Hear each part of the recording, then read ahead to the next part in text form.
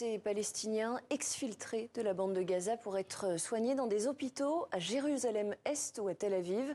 Des patients qui craignent aujourd'hui d'être renvoyés vers l'enfer de la guerre. Leur sort est suspendu à une décision de la Cour suprême israélienne. Leur histoire nous est racontée par Lola Colomba.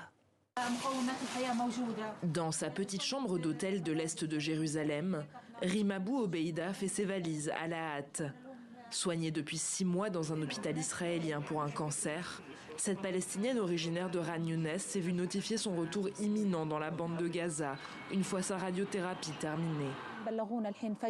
Nous avons été informés soudainement que nous devions aller à Gaza, mais nous avons besoin d'un traitement hormonal et d'un suivi. Il n'y a pas de médicaments là-bas, alors c'est en enfer qu'ils veulent nous envoyer. La décision de renvoyer des patients gazaouis n'ayant plus besoin d'hospitalisation a été prise il y a quelques jours par le gouvernement israélien. Mais elle a été bloquée in extremis par la Cour suprême, saisie par une association de défense des droits humains. Comme une vingtaine d'autres patients, Rim Abou Obeida est désormais livré à l'incertitude. Les autorités ont 1 mois pour faire appel. Je me sens stressée depuis que j'ai entendu cela. Mes nerfs me font mal.